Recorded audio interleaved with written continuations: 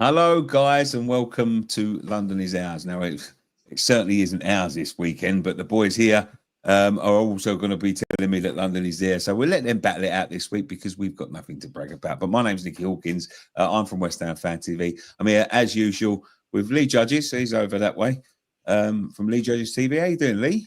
Oh, very good. Thank you very much. All good. All good. Yeah. Better than me. And the boys from We Are Tottenham TV at the top. How you doing, boys? I bet you're buzzing, ain't you? You know what? It's a good weekend. 3-0 seems to be the best scoreline of the weekend. I've got some banned words for the week.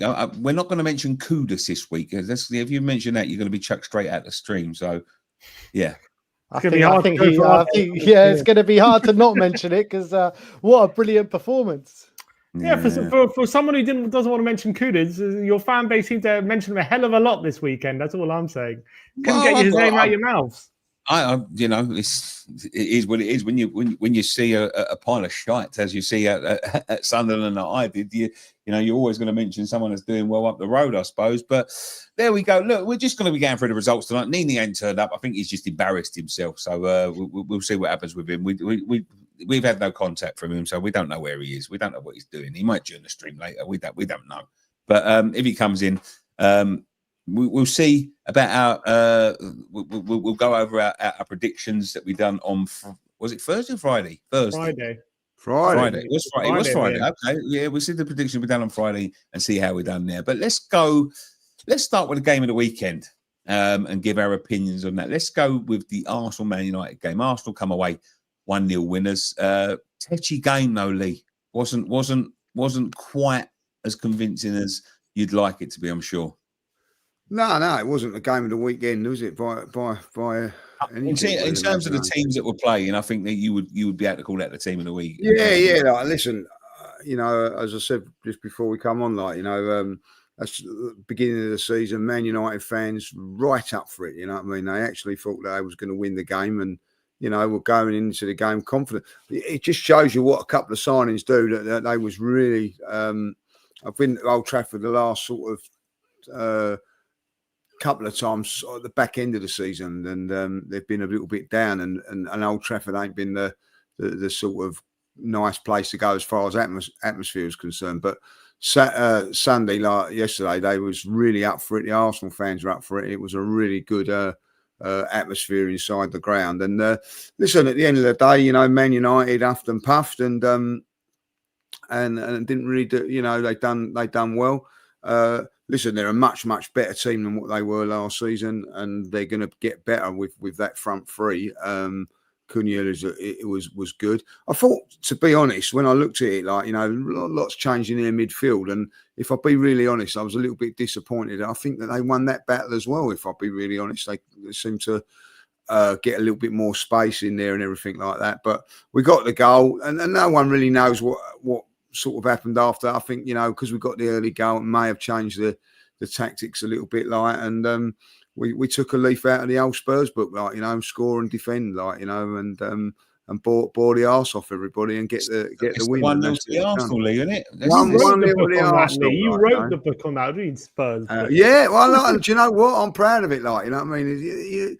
You listen. I think at the end of the day, I think, and I'm the only one that can really talk about this. Like, if you're going to win leagues, you have a look how many times that you see it 1-0s in that. There'll be quite a few 1-0 wins along the way, particularly away from home. So you got to get them. You got, when you don't play well, and you grind out a result. And I think that's the positive that I take from it. I don't think there was that many positives from our point of view. But listen, the one positive I take for it is I think that a few teams will go up to Manchester United this season and get turned over, and so to get them early, I think was when people go, "Oh, it's a tough."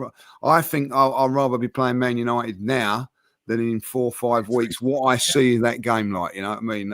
I think that Sesko will be up and running, Cunha and Mbeumo would be much better. And if they can, there's still 2 weeks of the window going, and if they can bring in a midfield player and a goalkeeper, they're going to be. I hope they don't, but I think that they'd be very, very strong. And I have to say that about Man United. There's no other team, guys, that can bring in that sort of calibre of player without European football and without anything. And it's just the clout of the club that can do that. Credit where credit's due. But at the end of the day, it weren't a pretty day. But coming back on the M6 and M1 yesterday, when you've got to win like long journey home, who cares? You've got the 3 points, and you've seen your rivals win the day before, and then on the Sunday you see Chelsea slipping up. It was important that we got that win there, and at the end of the day, when you look at all the fixtures and that, away to Man United is probably the best result of the weekend. I think you're right there. I've got to say, in terms of the goal he scored, I mean, it was a perfect corner from Declan Rice. I mean, we missed a trick there because he is something else on them corners, mate. He hits the button every time. Every time. Mark Clanberg said that the goal should have been ruled out. He said exactly. I don't see the Arsenal fans complaining about the PGMOL this weekend. Well, listen, I've got hold on a minute, let's get it right. The referee was a scandalous. He was so biased towards them, And Mark, what's he do now these days? You know what I mean? He ain't a referee no more. There's no foul in there. You know what I mean? You have to say the goalkeeper's weak. Is he the same goalkeeper that messed up for you against you in the semi-final? Yeah. You know what I mean? Come on, you know what I mean? He's not good enough. And that was a big disappointment to me. We didn't really put it on him no more than that, if I'll be honest. He had an easy afternoon, but no, very weak I thought he was for that. Lee, when you're assessing that game as an Arsenal fan, do you think that shows title credentials, that performance or the result, or are you worried when you looked at that game?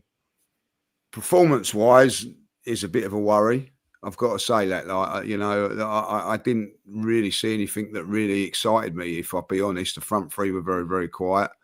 As I say, if I want to be really honest, Man United were the better team.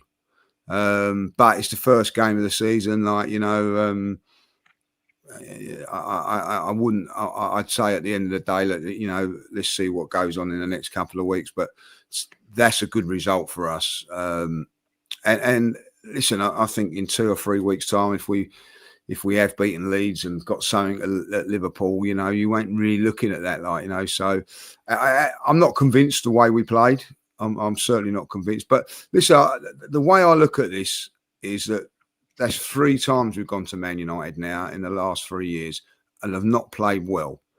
And we've won 2 and drawn 1. When we played really well up there, we lost 3-1. You know what I mean? Yeah. So I'd rather just take the result. And we've all been there, when you've not played well, and you've got the job done, you just move on from it. You done it against them in the cup final, and enjoy the day. No one worries about the performance if you get the win. I think if we lose that game or draw that, then there's concerns, lots of concerns. But talking about concerns, Lee, any concerns over Gyökeres? Didn't have a great debut, I must say. Shokerez, they're calling him now. Jokerez. Well, yeah. It wasn't a good debut, but I've seen lots of players over the years, great players for Arsenal, not have great debuts. And I'm going to tell you one, Lee. I'm going to tell you exactly one. Thierry Henry. I remember on his debut, took a strike and he hit the clock at the clock end, and he thought, "I'm never going to make it here." Robert Perez didn't have the best of debuts as well, So if I remember rightly, neither did Mark Overmars. If I remember rightly, I can't remember that. So might not have been. Dennis Bergkamp. I remember Vincent Janssen also had a bad debut, and he turned out to be rubbish. Dennis Bergkamp weren't great on his debut. You know what I mean? So. Listen, it's just first go. The one thing I'm a little bit not annoyed about, but you can make a comment. I don't think he's nowhere near fit. He's 2 weeks behind everybody else, and that's the little bit of the thing that Arsenal, I think, should have just paid the extra couple of £1 million and got him in a couple of weeks earlier, and you do see it a lot with some of these players, like something like, I know, like Grealish is. I've just watched him come on today, not fit enough to start. You know what I mean, at the beginning of the season, because these guys are not training like, you know. And I think that to me might be a mistake. Arsenal needed, when you look at Arsenal's first 6 fixtures, I think that was enough to just go, do you know what? Let's just get the deal done. Let's just pay the extra couple of million. I know people are saying all that, but that could cost us.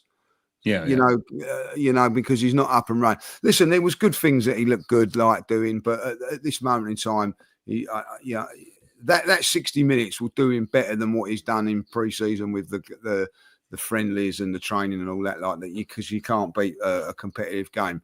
But I'm not really that concerned at this moment in time. I think it'd be okay. There was things that I liked. There was things that I think, well, hold on a minute, like, you know, have we got a dud? But and I also think at the end of it, you know, a little bit like when Haaland first come to Man City, you don't know where he's playing and whatever, like, you know. And I think that the way Arsenal play doesn't suit him at this moment. You know, when Havertz come on, I know, like, we're 1-0 up, but the way he played suited us when we got more possession of the ball.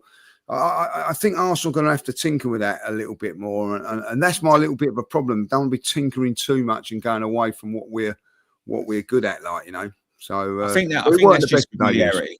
I think that's just familiarity. Yeah. There's a lot. David was worse, if I'll be honest. Like, you know, how do you compare him to Sesko though? Like, it was the first time you saw Sesko. Could have got either of them. Obviously, they both played against each other. What, did he come on like 20 minutes? Yeah, and looks okay, looks sharp and all that, but, like, you know, again, you know, he's nowhere near fit, you know, so you look. Listen, I think Man United are going to be a problem if he does get fit, and with the other 2 guys alongside him, you know, that front 3 I think will cause a lot of problems. So, and Man United were a little bit more open than what they've certainly been against us in the last 2 or 3 games. Even the cup tie, they never really come out and played, but they did this game there. So it tells me that there's a little bit of confidence in that in the team. But when you look at it, really, he weren't fit. So when he gets fit, that could have been a problem. But I didn't really see too much. You can't really judge anybody after 20 minutes in a game, if I'll be really honest. Like, you know, so, and he's up against the 2 best central defenders in the country, and if not the world. So there you go. What's the feeling in, like, the way end around amongst match going fans? Because for me, like, watching Arsenal used to be like, even I've always hated Arsenal, but used to watch them and used to, like, you know, play amazing football, front foot football. Even Arteta 2 years ago, amazing team to watch. Last year, the first game of the season, it's just been like watching paint dry, like, literally most boring draw. Literally the upper market stuff. That's what it feels. That's what it feels like right now. But what's the feeling in the away end? Listen, the away fans, you know what I mean? Like, Mikel can't do nothing wrong. You know, that's how I see it. Like, you know, I get what you're saying about the football. It's not as possession based at times, and it's not as entertaining as it was a couple of years ago. I would like to see us, when we play other teams, be a little bit more open and go. But we'll have to wait and see if that happens. But listen, you know, when you go to these big teams away from home, I'm sorry, that's how you should play. Like, I've seen us open up against teams and get stuffed. You know what I mean? So I don't.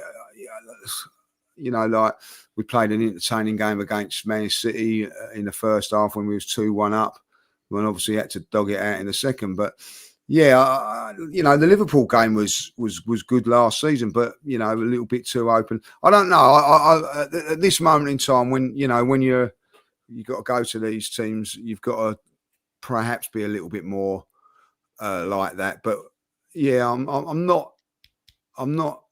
I get what you're saying. It's not as entertaining as it was a couple of years ago, and certainly, like, you know, Arsenal have been blessed over the last even when we was winning leagues, the way we played and everything, like, you know. So I think that has got to change a little bit, you know, and we've got to be a little bit more entertaining, if you like. But You know, Can't rely on set pieces in every one of these like big games. You know what I mean? You got to go for some teams eventually. yeah, of course you have. You know what I mean? But you know, I've got to interject here. It's working. Yeah, it's a good thing to have. Like, you know, people go, oh, don't want to work on. So why not? If you score goals from it, and you know what? I tell you something now. You say it's working. They're not winning the league. They want to go win the league. I've seen it at Tottenham, and I've seen it yesterday. Soon as there's a corner or a free kick, there's a nervousness around the stadium. Really, you can see it. Like, you know what I mean? Like, yeah. So. I get what you're saying, but like, you know, if things ain't going well, you know what I mean. Like, it is a nice thing to fall back on. Say this, I'm going to back up Mikel here, right? And I don't do this often. He hasn't won anything playing the football that he wants to play. He's got to find a way of playing football that wins trophies, and this for me, it's a way of sort of showing you got to show you that you're robust. You know, last season they played some great football at times, at season before last, and then they go and get beat 1-0 by West Ham at home. That's not good enough, you know. And you need to go to clubs like Man United. Like someone said up there, I think it's Joe the Hammer said in the comments there. You know, the sign of champions is not playing well and going and winning away from home against one of your biggest rivals and coming back with a 3 points. Doesn't matter how you got the 3 points. You got the 3 points. And then they can go back now. They can sort of concentrate. You know, it might not be ready, but if you're getting the results, no matter how you're playing, it doesn't matter if you outplayed for 89 minutes of the 90. If you get that 1 minute and you score that one goal, that's good enough. You know, for winning leagues. I get that, Nick. But the one thing that I will say, when's the last time they've lost against a big team, right? When's the last time they won against a big team? And they're fine. They're playing great and they're getting great results in these games. But last season was the first year where I was like, look, this is just dreadful to watch. You just can't watch it. And they had a worse season last year. Don't watch it. I don't watch it. I don't watch your shit. I don't ever watch Spurs. Yeah, you do. I know you're watching. I swear to you now, I've not seen the Burnley game. Don't want to see it, and I don't watch Spurs. You know what I mean?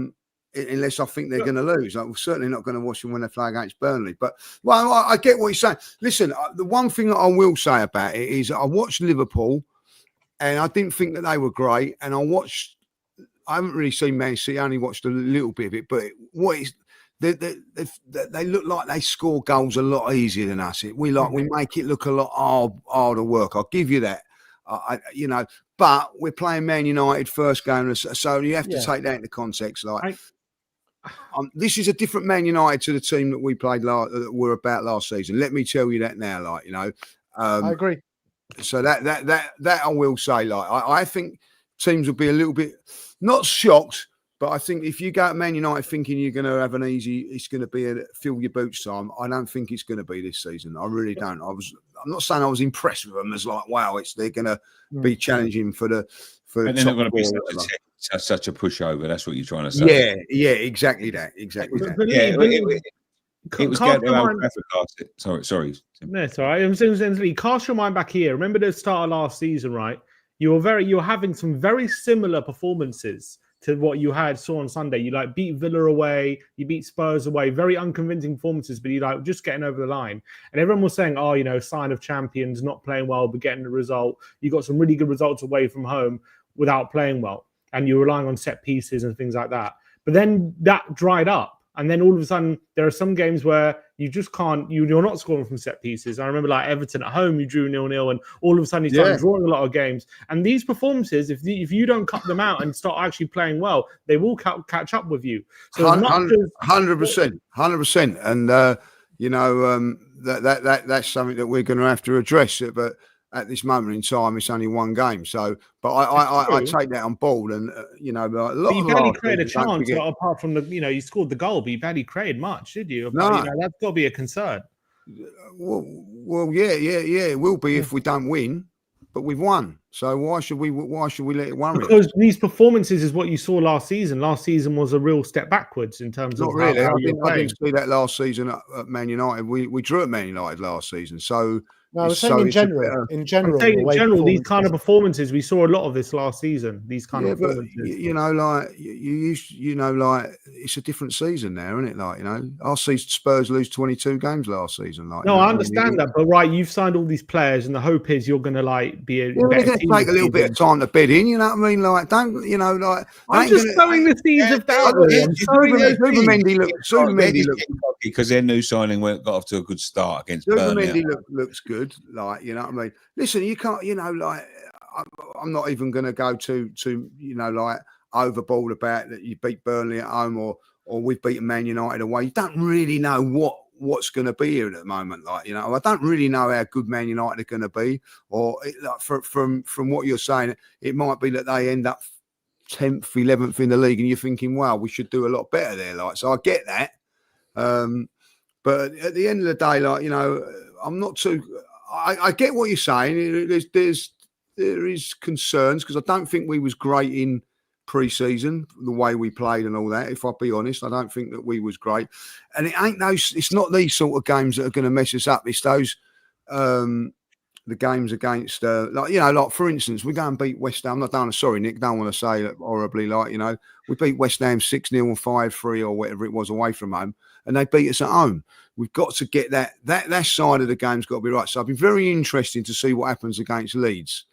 And we're going to play against them, because we can't play like we did yesterday at home against Leeds. You know what I mean? There's going to have to be some massive sort of improvement, like, you know. So, but at the end of the day, look, you know, for me to go away from home to Man United, I don't know why. We never really play well there. I don't understand. You know what I mean? I've never gone up to Man United. I can't remember the last time I got to Man United and thought, wow, we've done. I don't know why. It's just one of those grounds where we don't really perform. But you know, we've got to getting a couple of results against them, which we haven't before in the past, boys. You know what I mean? I think we was losing or dropping points many a times there, like, you know. So.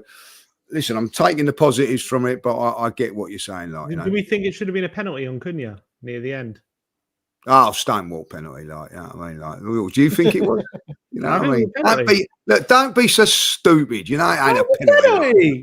Like, why? Yeah, look, listen, if that's a penalty, right, I guarantee you they'll give it, like, and the referee will give it. The like, lever you know, goes in through the back of him, doesn't get anywhere near the ball. He just stands his ground. It ain't a penalty. Like, he was on the ground. How can he stand his ground if he's on the ground? Come on, like, you know what I mean? I think to be honest, Cunha does very well. Does very well, but definitely not a penalty. I'll be honest. I had to look at it. There was two incidents I had to look at. Lee, we think there was a penalty today. The handball, by the way. His arm come up. No, I haven't seen it properly. I think that was harsh, I think man. if that was against Spurs, I'd be laughing my head off. But if that's against us, I'll be going. I don't think that was a penalty. I see some odd decisions over the weekend. The ones that VAR didn't overturn and all that sort of thing. I see some really odd ones over the weekend. But it is what it is. Like, you know, I think you're going to get them sometimes. I thought there was two incidents over the weekend. I thought that one could have been a penalty. I thought the Burnley one, where the geezer went through the back of the Burnley player for no reason. Horror. I thought that could have been. That was a bit. Stonewall penalty. That definitely. No, penalty. Weak. What was the score when that happened? 1-0. 1-0. Ah, scandalous! Like, yeah, I mean, scandalous. Yeah. Bowen's on fire says this, right? So I'm guessing. I'm having a guess of who he sports. I could see Spurs finishing above Arsenal. Thomas Frank is a great coach. Well, we're there at the moment. We are there at the moment. It's where you finish, lads, not where you start. That's what I would say. Just quickly before we move on from Arsenal. Yep. There was a video league going round on Old Trafford. Are we all right? Are we all right to react to it? Of course. You know what I mean? Like, it was we got it here. People are wondering what is going on here. I hope it's got the one where I'm smiling, like, you know what I mean? So, there's Jet2 holidays. I'll tell you what, that's hilarious. Nothing beats a Jet2 holiday. And right now, you can save £50 per. Wow, well, is that Venom here at the end, or is there? I'll tell you what. I'll tell you what, like, I mean, which is a really disappointing thing. If you see that afterwards, we was all having it was fantastic. I'll tell you what, like, it's not like when you like if that was at Tottenham, we'd be in trouble because it's a lot nastier with Arsenal and Spurs. I will have to say that it was all like in good fun and it was all very good banter. They were giving it and we was giving it, and there's only about what happens is that when you go into Old Trafford thing, you go into a thin line, and there's about 500 of them all piling on you, like, you know what I mean? And it's a bit intimidating if you're, but it weren't. It was like really good fun. If you actually see the videos, like we're all laughing and joking about it. It was brilliant fun. Absolutely brilliant. It looks like you're saying Harry Potter is dead. You look very. I'll tell you what. There's one of the stewards in there, right? I don't. You can't see him there, like. But what happened was they always get one or two, like, and there was someone started on someone started on someone, and I ain't going to mention names, and he come right through the stewards and started, like, do you know what I mean? And like the stewards started having a go at us and all that, like, do you know what I mean? And I said, what are you on about, like, you know what I mean? He's come through to us, you know what I mean? Like, I'll tell you what, mate, for football fans, there are some odd. I was at Ipswich last year, right? And this was the maddest thing I've ever come across, right? I was sitting on a wall uploading the fan cams. It's all over. It's at the end of it. There's a guy walking along, and a guy comes wandering over, and I'm sitting on a wall, and it's got a mural of like the fans at some, I don't know, maybe their playoff game or a game at Wembley or something. And the geezer wanders over and starts looking at the faces of the crowd. And I'm like, sorry, mate, am I in your way? And he's like, yeah, sorry, mate, I'm just trying to find my face in the crowd there. And another geezer walks by, just tell the fat useless to move on. And I'm like, what the fuck have I done? Like, what he's going, like, tell the piece of shit to move out of the way. And I'm like, well, mate, I've just offered to, what have I done? And he's like, that because you're wearing a West Ham shirt. We're playing Ipswich. And I'm like, fucking hell. And he's like really getting pent up. And I'm like, Jesus Christ. Like, some fans are just odd. They're just out for it. He's got his kid with him. You know what I mean? Like, I'm talking about a boy, like a little boy. And I'm like, mate, come on. Not the fact that I'm 6'2" and I'm knocking the 10 tons of shit at you. I mean, he was about 10 stone wet. But I'm just saying, like, come on, mate. Like, fucking hell, what have I done? I'm just wearing a West Ham shirt. I'm here supporting my fucking team. You know what I mean? But it is funny. Like, listen, there was no bad incident. There was a couple of bad incidents in the ground. I'm not going to go into and all that, which were not great. You know what I mean? And I think, like, it's just a shame. You know what I mean? Like, that there was like very, very good. But I have to say that big up to the Man United fans, because they could have been nasty if they wanted to be, because they was outnumbering us by quite a lot. But it was just all good fun and banter. The only one thing I said to you earlier on that ain't a nice thing, like, and is when people just stick the phone right up in your face. You know what I mean? Which is a little bit out of order. But other than that, I've got to say that they were brilliant, and it was really good fun. I actually was buzzing when I went into the ground because it was just great. Like, it was like back like the old, like that was like going back to when Arsenal and Man United were right at the top, really going at each other, like, you know what I mean? And it reminded me of that, like, it was fierce. It was great, like, you know what I mean? So no harm done, and it was a good bit of banter. Right, I suppose we better get to this one. I'm going to let one of you before you move on, Nick. Let's just go quickly through our predictions. Okay, let's on the weekend. Do that, mate. Sim, let's go through the predictions. You can read out the ones. I've got where are they? I've got them right here. So for that game, United Arsenal, Lee went for 2-0 Arsenal. Me and Ben went for 1-0, and Nikki all went for 1-0. Yeah. And Nini went for 2-2, who isn't here. So Lee gets a point. Yeah. Lee gets a point, and all of us get 0. Yeah, so the way this is going to work, we're going to tally this up throughout the whole course of the season. 1 point for a correct result, 5 points for a correct scoreline, and we'll see who comes up on top at the end. But at the moment, Lee is top of the league, 1 point. Lee's going. Thank you very much. Thank you very much. Cheers, guys. We better get into it then.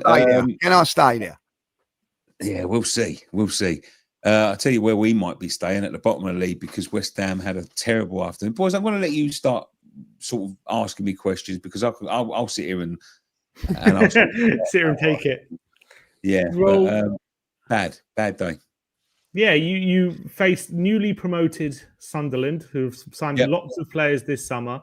Obviously, you would have been going into that game favourites, even though Sunderland have had a great summer with their business. But 3-0, how do you explain your performance on the weekend? Was it as bad as the scoreline suggests? Yes. Yeah, it's confusing. It was very confusing starting lineup, very confusing performance. No energy in the side, no urgency, no clue. There was time when there was a corner and nobody ran over to take the corner for about a minute, and it just nobody knew who was taking the corner. It was odd. It was an odd performance. It was one of them ones where I looked at the performance from Sunderland, and I sat here on Friday and I said they're going to come out the traps quick. Because that's what a normal promoted team do. They haven't been in the Premier League for a long time. They normally come out the traps quick, try and hit you with 3 or 4 quick goals and really get the crowd up for it. They just sat there and basically just turned around and went, let's see what you got, you know. And that worries me because a newly promoted team coming up from the Premier League that can sit back. And I said to the boys on West Ham Fan TV, I said, the thing that they've done is they've looked at the performances from last year. And they've looked at the team and thought, there's nothing in there that weren't in there last year. I bet they're exactly the same. And for a newly promoted team to be sitting there and waiting for you to attack them and basically confident that they can absorb everything you've got, that is worrying.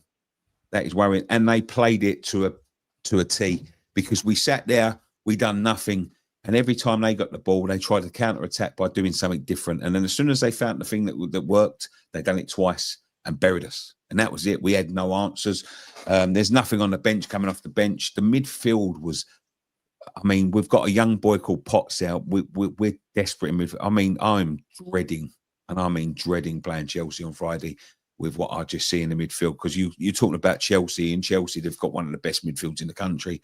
And I'm not joking, ours is the worst by far. Unless we do something drastically different, I am dreading it.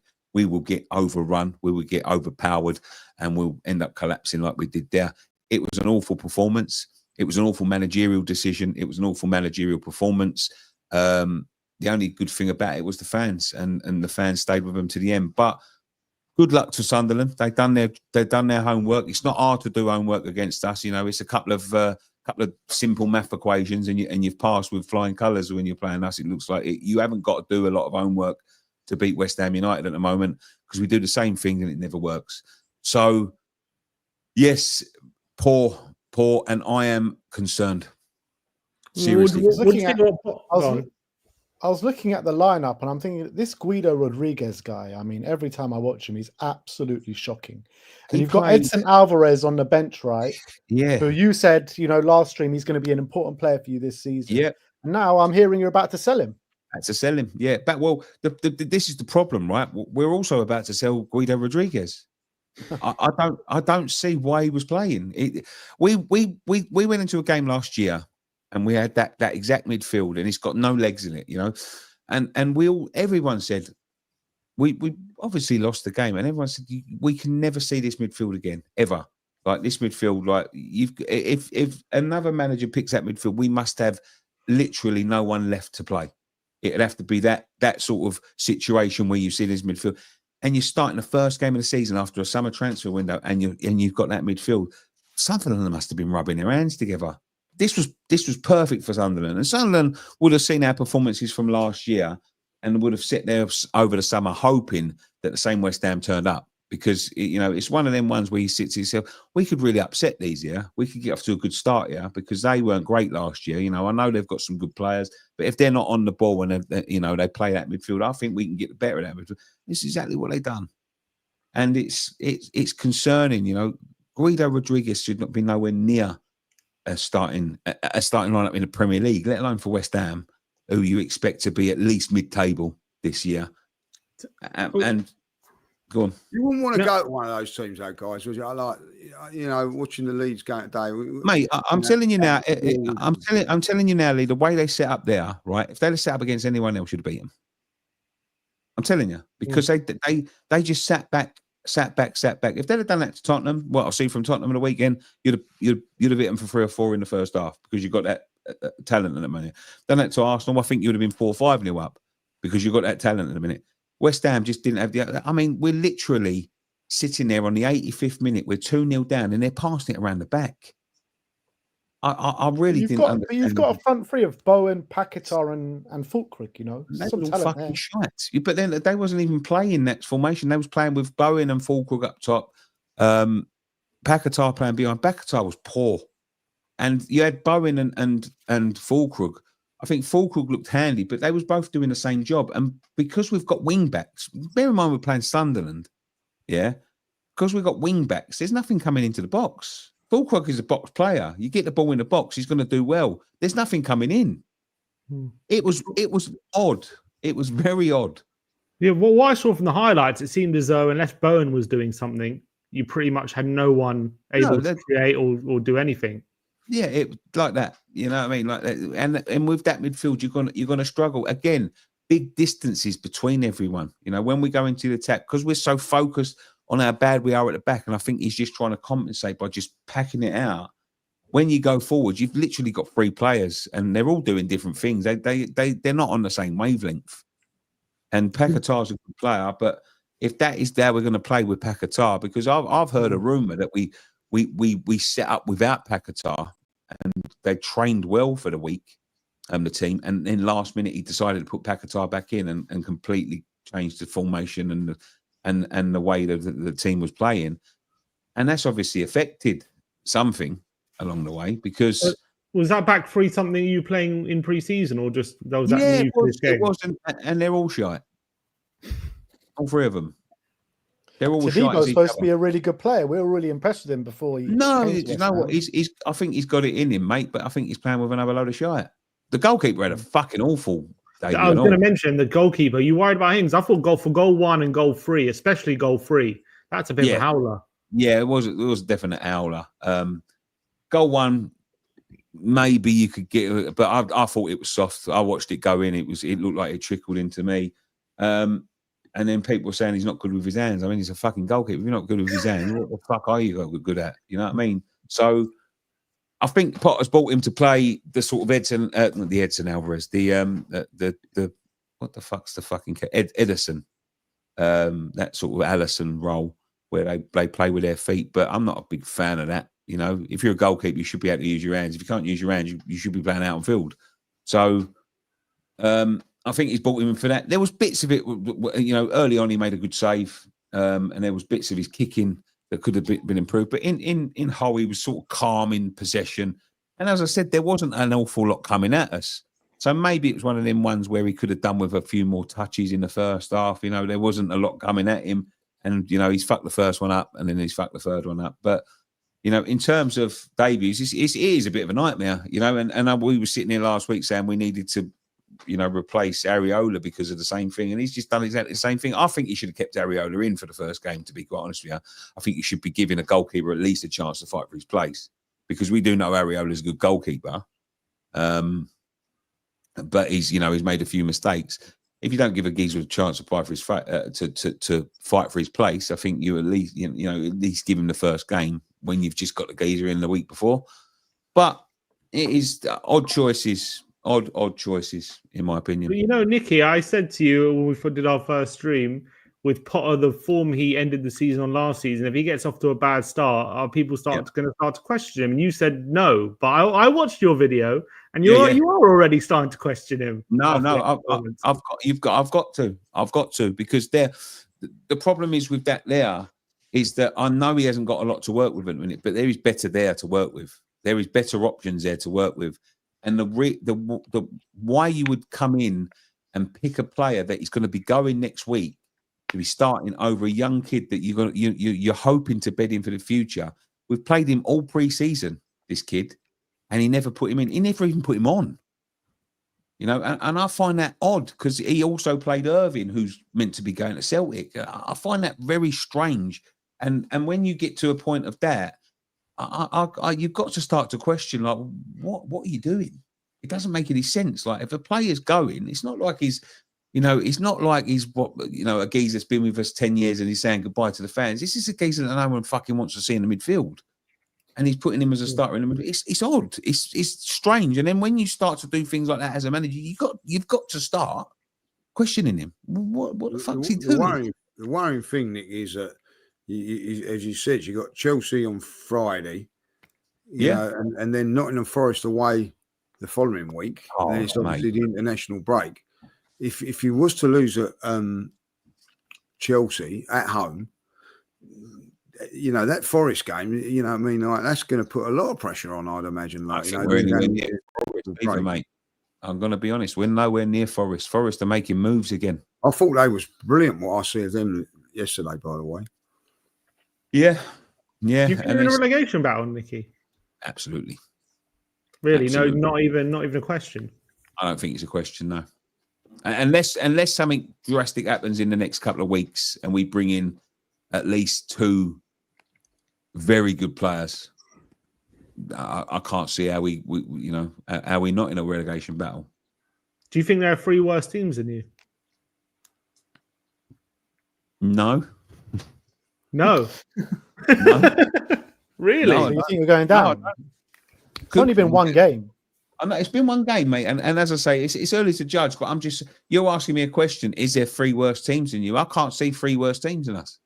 I can't. You know, I thought Burnley going to be the worst. Mm-hmm. But we're down there. We are down there in terms of, you know, unless something drastic happens in the next couple of weeks and we get a couple of superstars in. Now, we need to be looking at a couple of these kids in our academy and hoping that, you know, there's a couple of them that really start to, you know, propel themselves into the first team, because the players that we've got, I don't think are good enough.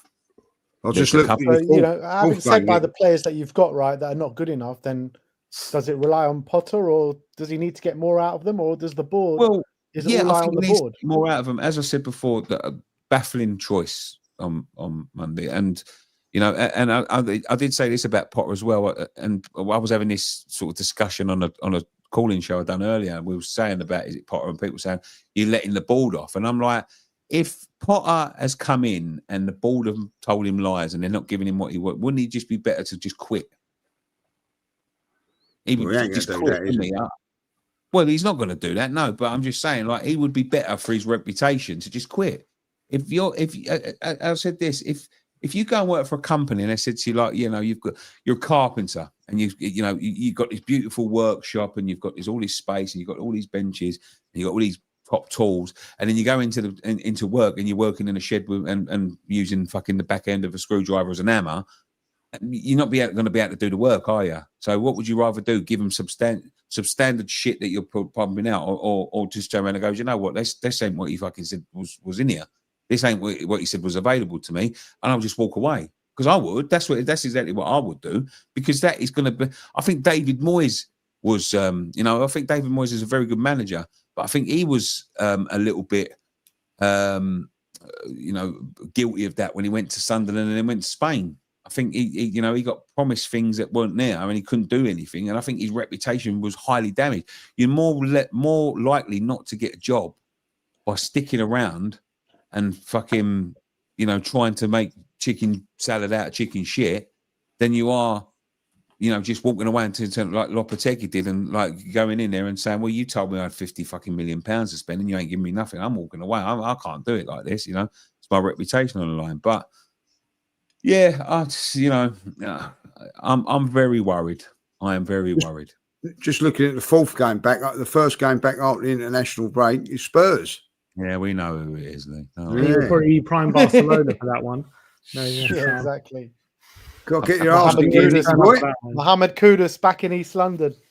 Yeah. 5:30 kickoff. I've just seen it there. Like, I might tune in for that one, Nick. Boy, it's going to be interesting, that one. Yeah, he was prominent in the away end. I saw there was a video doing the rounds of all the West Ham fans shouting things at the TV when he came on and he was warming up on Sky Sports. A lot of West Ham fans saying things we can't say on YouTube. What was you doing when Sol Campbell went out to warm up for Arsenal? Was you applauding him? We don't mention that name. Oh, but you know what? You say that, Nicky. When I brought up, is this bad as Sol Campbell? You said it wasn't. You said it wasn't a big deal. It's not. But if a guy, is sticks the boot into you every time he gets a chance, I mean, at the end of the day, he's in England because of us. Now, listen, it does. Paid a lot of money for him.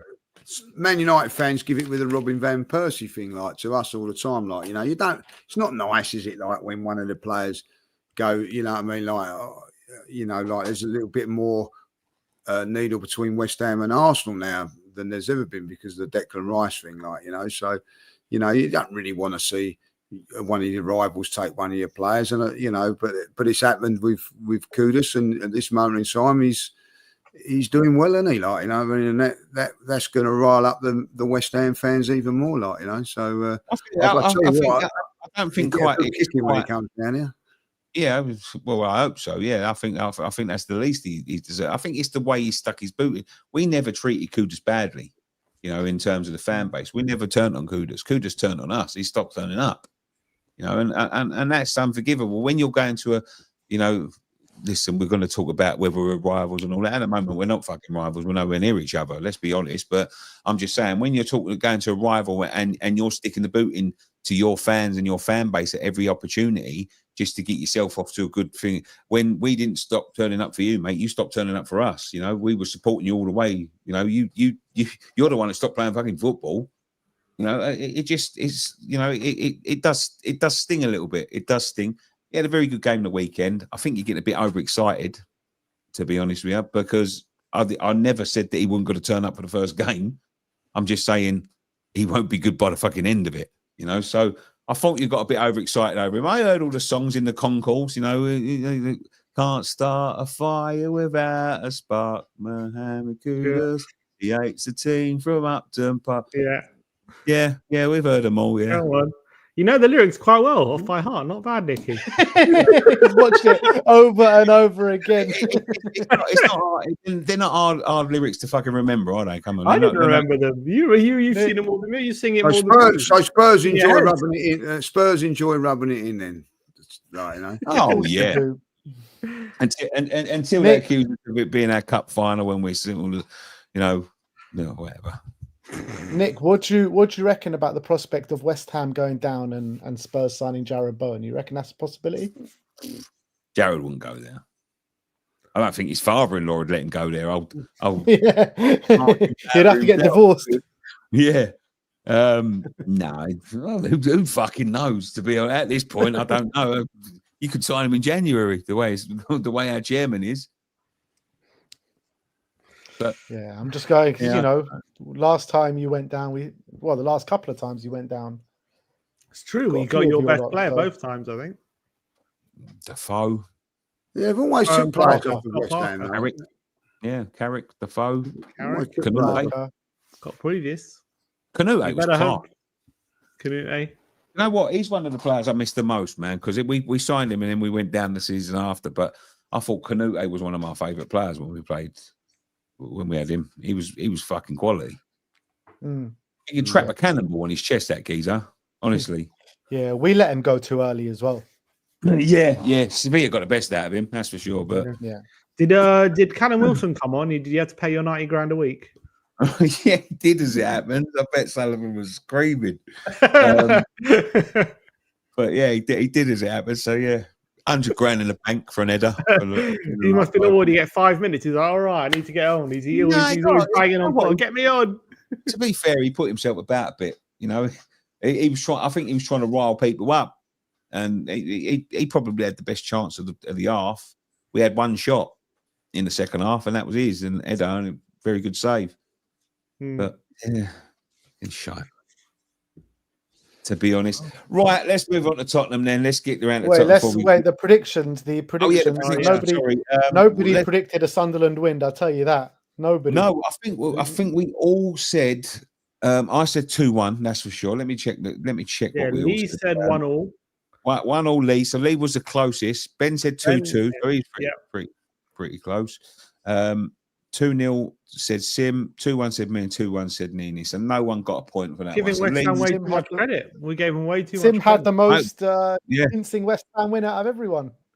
I really thought I thought you'd be more settled at this point. I thought you'd be at least look like a team. Now But it's shit. underestimated it.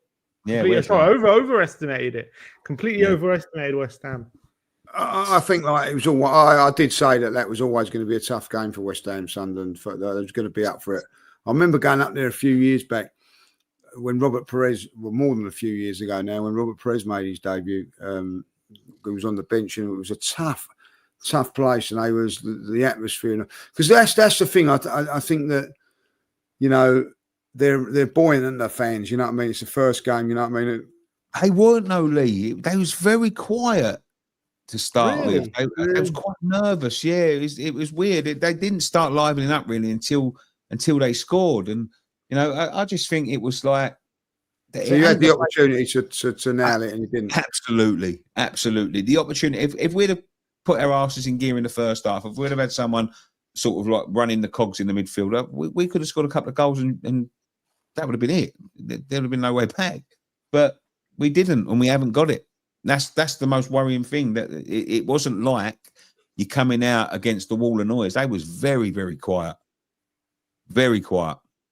Come, Nick, we've only got 10 minutes to talk about Spurs. So let's talk about Spurs. That's about time to be. We're going on for another hour, I think.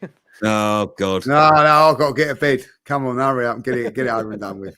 Right, so let's talk about Tottenham. 3-0 winners, I think, very comfortable. I'm going to say this, boys. I know the talk's going to be all about Cudas, and he did have a great debut. The player I've been most impressed with over the last few weeks is Richarlison. He looks like a different player. Absolutely. I think on Wednesday night against PSG, I was very impressed with him, what he was doing, hold up play, link up play, being a threat. But this was a whole nother level. I think this was his best game in a Spurs shirt that I've ever seen. Usually he's got a really bad touch and it's kind of bouncing off him, and he's quite a frustrating player to watch. But he gets goals. The thing is about Richarlison, he does get goals. But this time we were knocking it into him quite hard at times, and it was making it stick. He was taking it around players. He was dropping deep, being physical, amazing link-up play. And that's not even mentioning the goals that he scored. I mean, the first goal, unbelievable finish. Second goal was just wow. Just that overhead kick, scissor kick, basically the same goal as he scored in the World Cup. But Richarlison was hands down, head and shoulders, best player on the park by far. Yeah, just incredible. So. He was a decent player at Everton, though, wasn't he? He was decent at Everton, like, he was so okay. He's finding it. I've never seen him play like that. He was a good player, but I've never seen him lead the line. Leading the line, I thought he was magnificent. I really did. And I'll be honest with you, I know Cudas. Listen, I know Cudas was showing a little bit of skill, and I think Richarlison makes both them goals. If he doesn't make them runs, he doesn't. Them two assists don't happen. First one he peeled off, and the second one, the run was brilliant. Yeah. Was brilliant. I think the second goal, as much as it was a good piece of skill from Cudas, I don't think it was the best cross. Like, it was behind Richarlison in the air. He had to make the most of that, and he turned it into a fantastic cross with the finish, didn't he? And I think with Richarlison, the thing is with him is the big problem is I don't think the problem with him has been his quality. I think whenever he's played for Tottenham, I think Spurs fans are generally happy with him. It's just getting him on the pitch. He's always been marred with injury. His goal scoring record in his last 16 starts, he has 13 goals. Like, he has good goal scoring record for Tottenham. The problem is he's just could never stay fit. And the interesting thing is, before the summer, we're all ready to see the back of him and get rid of him. And now all of a sudden, looks like he's destined to stay, and looks like he's going to be challenging Solanke for the following season. And I think we're all happy about it. It's just still a bit of trepidation about his injury record. But I think, on the weekend, definitely his best performance in the Tottenham shirt that we've seen, and that is so encouraging. But Sim, I agree with you with what you're saying, but you got to say as well, like, usually with Richarlison, we've been really frustrated with his first touch. Yeah. And it's maybe his link-up play and that kind of aspect to his game. Goals, we've never had an issue with Richarlison, but I've never seen what I'm seeing right now in these last two games with Richarlison. I've never seen those kind of aspects to his game. I think it's like blown my mind a little bit. Yeah, I think it's been the best of that. I think there was a little spell under Ange when he had that He went on a really good goal scoring one. There was a bit of that, a bit of hold up play, but not to this level. I think this level's he's clearly worked on it. He's looking stronger and healthier than I think he ever has, which we're just hoping and praying it stays that way, because that's been his ultimate downfall. But yeah, Richarlison, I think he might surprise a few people this season if he can stay fit. People forget about him, about what good player he can be, and if he can stay fit, I think he could be our number 9 for the season. I really do. I think the game against PSG, as you said, he did play very, very well in that game. If you're not going to get confidence from that, you're never going to get confidence from anything like so. That he sort of took that on now to the next game, and yeah, I didn't see the game. I'll be honest, so and that is the truth. But do you think the early goal was a big thing? Getting the early goal, because Burnley, by the way, I know, like everybody sort of like says that they're going to go down. Through the whole of I don't know if you know this, but from the whole of last season in the Championship, they never conceded more than 1 goal. So they never conceded 2 They conceded 16 goals and had 29 clean sheets. Unbelievable. Even at that level, not to concede 2 goals. So they never the first game of the season, they've conceded 3. You know what I mean? It is impressive, but this is not the Championship. No, I get that. This is the at the end of the day, beating a promoted side on the first game of the season, not for everyone, is it? No, but the other Everton lost. Yeah, that's true. Everton lost. Yeah, well done, David. Yeah, but they were away from home. I think maybe I get it could have been a little bit different if it was at Burnley.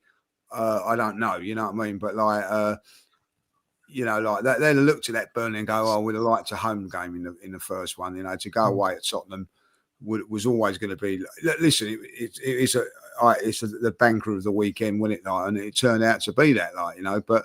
It wasn't like the best performance. Like, we got the early goal, which really helped get us in the lead, but that first half, it was a very stodgy performance. I think most Tottenham fans will agree, like, we were struggling to create. We got the early goal, and then Burnley came back into the game in it. And Nicky mentioned before that penalty incident from Porro, that could have gone against us. That was something silly. And if they got that equaliser, maybe it would have been a different game. What was he thinking there? Yeah, I mean, the ball's long gone. He wasn't getting it, so I don't understand what he's doing. No, he wasn't getting it. But you've got to say, you don't know what happens after that. The player could go over to the wing and then cross it back in. And what was Porro doing? It didn't make any sense. He was nowhere near it. No. Yeah, it was a bit of a brain fart, I think, from him. It was a bit of a brainless moment. I think you've got to. If Tottenham are going to do anything in the long term this season, and I think they could, I think they've signed the right players, but they've got to tighten up their discipline at the back, because things like that is going to cost you massively. Yeah. Like Romero's. Yeah, Romero. So just signed a contract, by the way. Yeah, he did sign a contract. Yeah, but Romero's capable of doing that, and if you've got people like Porro doing that for no reason against Burnley, I mean that's just ridiculous. That could have cost you the game, but yeah, there we go. But very good win. I think the main takeaway for us is the fact that not so fast, Nicky, mate. Not so fast. Just quickly, I think the main takeaway for us when it comes to the start of the season under Thomas Frank is that immediately in his first 2 games, PSG and Burnley, 2 very different opponents, and we saw 2 different setups, 2 different approaches, and when we already saw that being implemented immediately and successfully. PSG should have won that game, sat back, scored from set pieces, and were a threat that way. And then against Burnley, I think we were on the possession football. The second goal we scored, 17 passes, all 11 players were involved in that goal, and it was a brilliant team goal. And we facing a team sitting back in a low block, and we were able to score 3 goals against them. So I think that is the exciting thing from a Tottenham fan's perspective, that Frank's already implementing different, showing his tactical flexibility that he was known for at Brentford, and that's why we brought him in. So that's really encouraging. That's the thing, isn't it? Listen, I think we all predicted Spurs would win, but it was a convincing win. Whether you as I say, like 3-0, that's what you want to do against those low block teams. See them off, and Lee, that's what they've done. That. Did we all predict that Tottenham would win? I don't know. Did we? Well, we all did, apart from one of us. Who didn't then? Lee said that Tottenham would win 1-0. Ben Yeah, said I thought that they would. I thought it'd be a lot tougher than what it was. So, you know, yeah. Ben said 2-0. Sim said 2-0. I said 3-1. So I was the closest. Yeah. Nini said 1-1. Don't know what Nini was thinking there, to be quite honest with you. But No. yes. Club bias clouded him. Yeah. Should we touch on Chelsea quickly, seeing as he's not here? Yeah, I just want to say one thing. Like at Yes, the end of the sorry. day, it's a great winning 3-0 against Burnley. But you know, the big test is going to be this weekend to see where we're really at. Oh, yeah. Man City away. Man City away. They look for me. They look the best team of the weekend. They were unbelievable. They were. You've got a good record against them up there. I was just about to say that. If anyone's going to beat them at the City ground, it'll be you. Yeah, you seem to have got like a good little thing over them, like, you know. It'd be 4-0 interesting how there last year. Spurs set up against them, where they go into that. We'll go 3 at the back which for has sure. been successful. Yeah. Yeah. So that's is that the early kickoff game, isn't it? Yeah.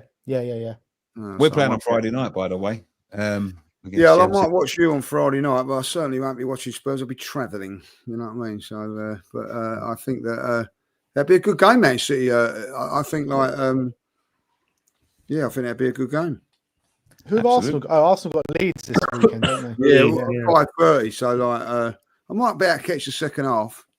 I might be able. You know what? I was just about to ask you who you got in the League Cup, but none of you are in the League Cup yet, are you? I didn't even know the League Cup second Didn't round know draw. it's good, didn't know it's Who you got? I will be going to Wolves on Tuesday. So, yeah. Oh, what, this Lovely. Tuesday? This Tuesday, yeah. We're all looking Spurs went out there early last year, didn't they? Today. No, not tomorrow, Spurs, but next Spurs Tuesday. went out there before it got to Europe, didn't it? The European teams come in, didn't they? European teams come in the next round, I think.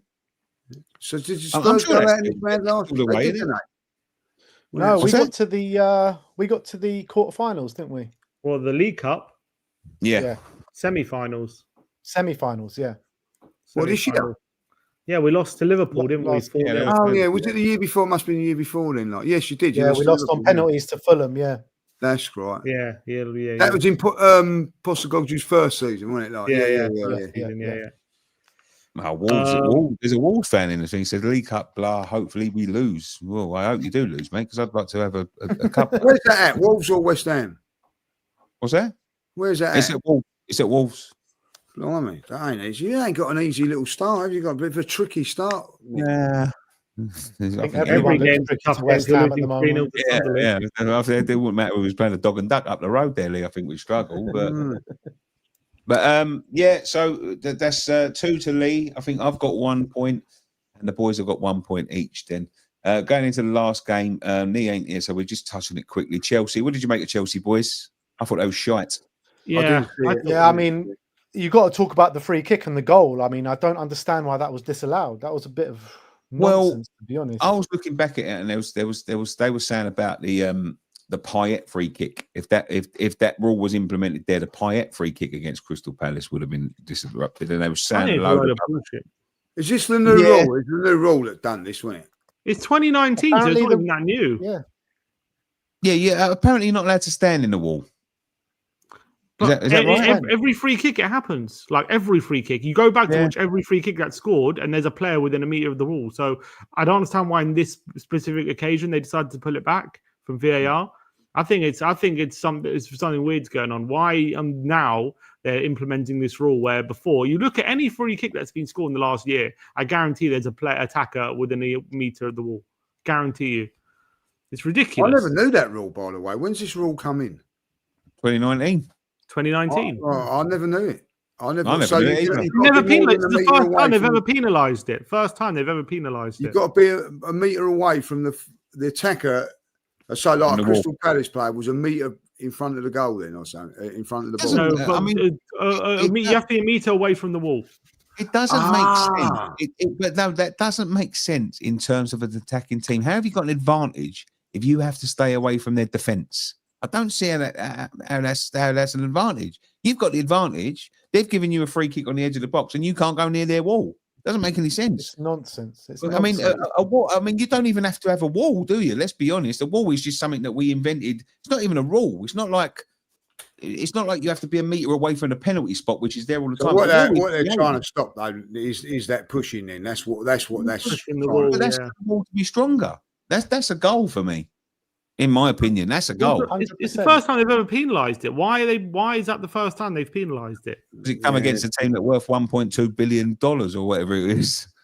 That's why because they implement these things early on in the season, don't they? Like, you know what I mean, and then they gradually fade them out. Like, you know what I mean. So yeah, if that's the rule, it's the rule.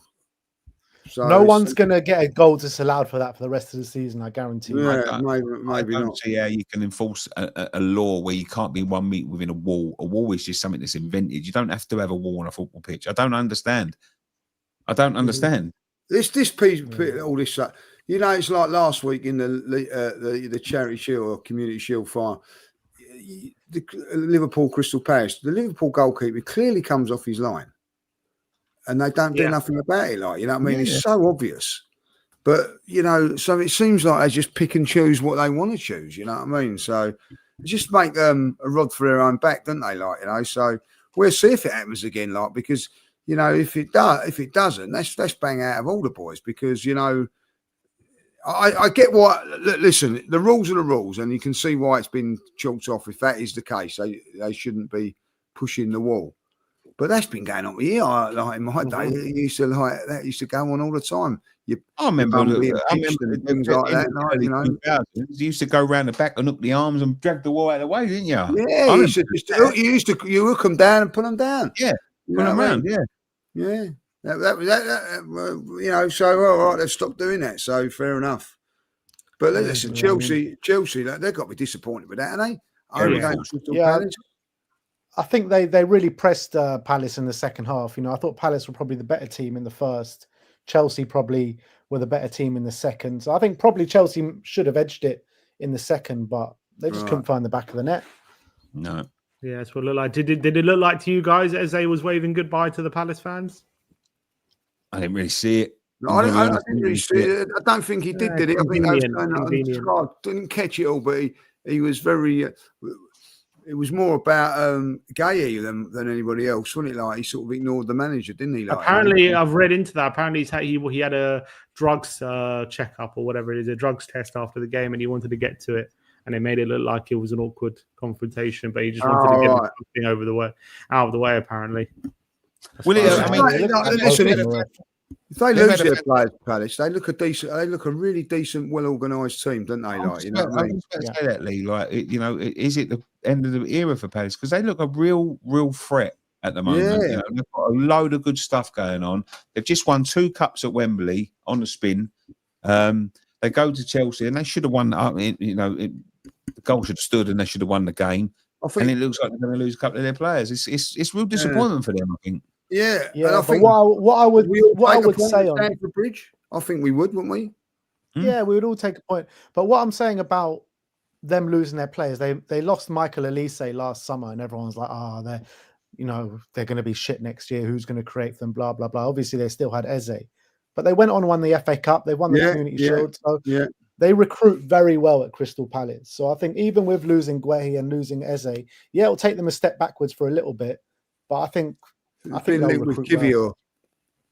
Oh, really? Yeah. If he goes, they're looking at him like, West Ham should be looking at Palace as a kind of, you spend similar money to them, don't you? And that's, there's no reason why you can't be recruiting like they recruit. Tell you why, because our chairman would never allow it. Our chairman is more like he wants to find something like you find a little trinket at the car boot sale. That's what he likes to do. He ain't got a clue what he's looking for. Hasn't got a clue. He's like recruitment. You talk about recruitment. Look at Adam Wharton, man. Adam Wharton. What a player. Where's he come from? Blackburn. 25 million, was it? 20 million? That's some bit of business. That is quality player. Him. Yeah. Class. Incredible. I don't think he's going to be there for long. Like Munoz, what a brilliant signing in Munoz. Cheap. Arteta, where did he come from? Like all some very, very good players. Very, very well organised club. Even Eze was from the Championship, wasn't he? QPR, yeah. That was Elise. Elise was at Reading, I think. And Elise was at Reading. I mean, they just fantastic recruitment. Yeah. Great recruitment. Yeah. Fantastic. So there we go. Let's see what we predicted for this one. Then let's see who goes into the lead in the first round of predictions, and we will be back on Thursday doing them again. Everyone's getting a bit tired now. So Chelsea 0, Palace 0. Lee predicted 2-1 to Chelsea. And Ben predicted 2-0 to Chelsea. Sim predicted 1-0 to Chelsea. Nini predicted 2-1 to Chelsea. But pulling it out of the bag for a draw this week, Nicky predicted Oh, Well done, Nicky. 2-2. oh, well done. Well done. Just had a feeling. So At least you got something this weekend, Nicky. yeah, Got I've more got something. points than West Ham. He's got more points than West Ham. Yeah, going into the first week, points. leaderboard then, it's I've got 2, Lee's got 2, you two boys have got 1, and Nini, just like tonight, blowout, nothing, 0. All right, nice Right. one, lads. Right, Enjoyed There we that. go. That was good. Do this all again on Thursday. Yep, we look will forward do to this it. Good night, again. people. Thank you so much for joining us on London is ours.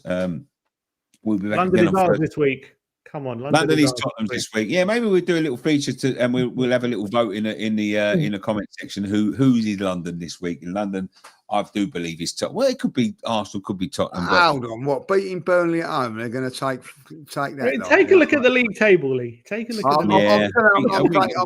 Crystal Palace have had probably the best result, getting a point. Well, a draw. Yeah, but- Unfortunately, but- Crystal but- Palace you aren't know, represented on this bloody panel. hell.